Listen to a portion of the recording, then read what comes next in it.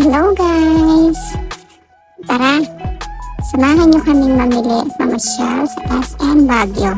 At ito nga, naglalakad na kami papuntang SM kasama ang aking anak. So, ito, pasok na kami ng SM. At, ayan, medyo mahaba-haba rin ang pila kasi sobrang dami ng tao dito sa SM. Hi, Atiana! Ayan. So, wait lang tayong makapasok. So, ito, samahan natin si Kuya mamili ng kanyang mga may susuot.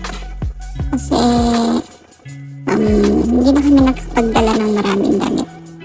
Mamimili na lang kami para meron silang may suot.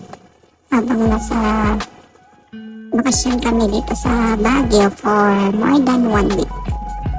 So, yan na nga, namimili na po siya. At pinag-uusapan namin ni Mr. kung ano yung pwede niyang isuot.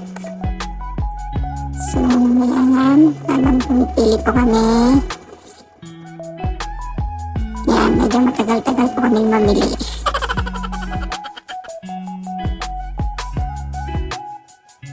So, ganyan po ako mag-isip kung ano yung mga gusto kong bilhin para sa mga anak ko. Medyo matagal-tagal talaga akong mamili ng mga sinusuot nila. So, ayan, patry na ni Kuya yung kanyang damit na napili.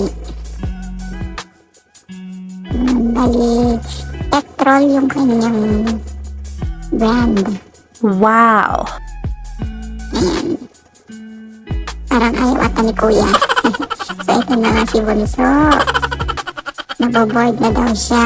So, ito na. Nakabili na po kami ng mga damit nila. Yung damit ni Kuya. So, ayos lang natin. Sa sales lady yung pinamili natin. So, habang hinihintay namin maayos yung kanyang mga damit ni Kuya, nag-uusap-usap kami kung ano yung next namin na pupuntahan. Ayan. Tara. Tingin-tingin ulit tayo. At ito ang aking makulit na si Ate Pukay. Pamimili daw siya ng mga shoes. Laptop.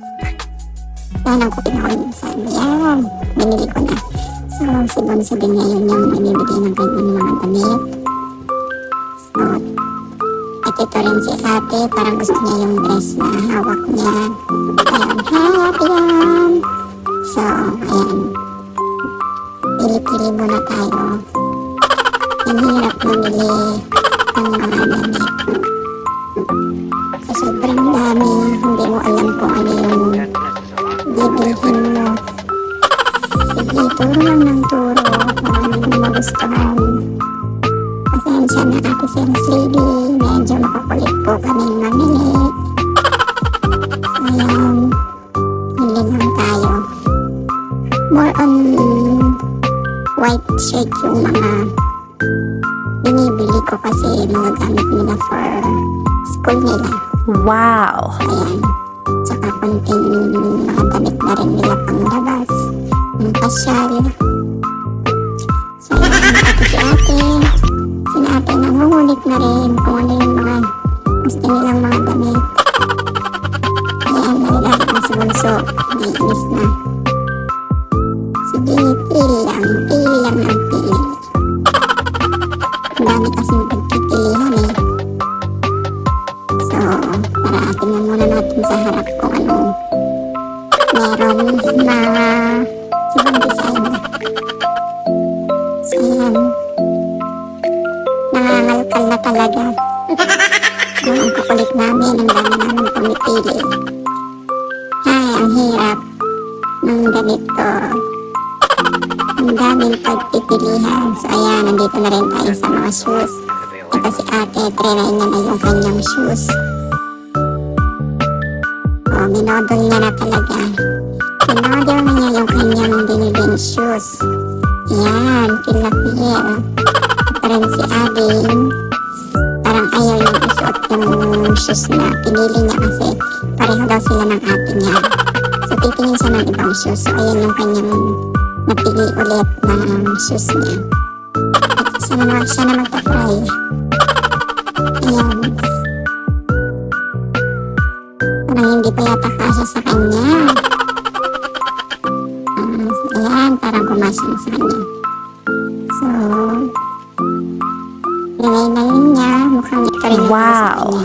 So, after namin mamili ng mga shoes, tumiretso kami sa supermarket para mag-grocery. Para doon na rin kami magluluto sa apartment na tinitirahan namin. Mag-stock na rin kami ng konting mga pagkain nila kasi lagi silang naghahanap ng mga pagkain.